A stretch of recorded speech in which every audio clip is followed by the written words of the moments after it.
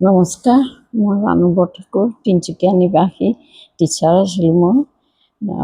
মোৰ 7 এপ্ৰিলত pressure stroke হ'ল। সেই লাইফলাইনলৈ ততাতৈয়াকৈ লাইফলাইনলৈ গ'লোঁ। লাইফলাইনে নেমকেয়াৰলৈ পঠিয়াই দিলে। তাৰপিছত নেমকেয়াৰত ICUত থাকিলোঁ 3 দিন, বাকী 7 দিন থাকিলোঁ বেডত। তাৰপৰা অংশুমান ছাৰে তাত চাইছিলে। অংশুমান ছাৰে চোৱাৰ পিছত ৰিলিজ দিলে আৰু লগে লগে ফিজিঅ'থেৰাপি লৈ ৰেফাৰ কৰিলে। ফিজিঅ'থেৰাপি হৈছে সুৰজ বৈশ্য। মইতো প্ৰথমতে একোৱে কৰিব পৰা নাছিলোঁ। বাওঁ ভৰি বাওঁ হাত মই লৰাবই পৰা নাছিলোঁ। গতিকে বিচনাতে থকাৰ নিচিনা। আৰু ফিজিঅ'থেৰাপিৰ কাৰণেই মই আজি খোজকাঢ়ি ডাইনিং টেবুলত বহিব পাৰিছোঁ, বাথৰুমলৈ যাব পাৰিছোঁ।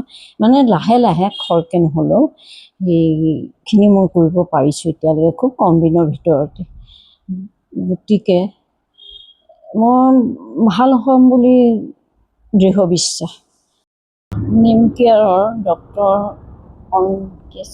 অংশুমান বৰা আৰু নেমকেয়াৰৰ চিষ্টাৰকেইগৰাকীলৈ মই ধন্যবাদ এইকাৰণেই যে তেওঁলোকৰ প্ৰচেষ্টাতেই মই আজি মানুহ হ'ম বুলি ভাবিছোঁ। আৰু সুৰজ ভাইটিলৈতো মোৰ আন্তৰিক ধন্যবাদ থাকিলে। তেওঁৰ প্ৰচেষ্টাত মই যে থিয় হ'ব পাৰিছোঁ আজি, বহিব পাৰিছোঁ, থিয় হ'ব পাৰিছোঁ, সেইটো তেওঁলৈ থাকিলে।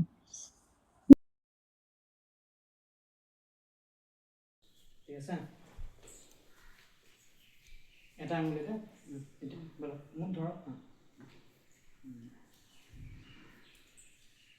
পাৰিছে জোৰকৈ ধৰক আমি এইটা হাতটো জোৰকৈ বলক।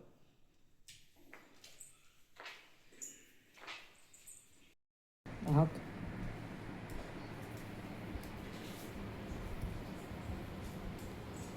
তলত নহয়, ষ্ট্ৰেইট চাওক।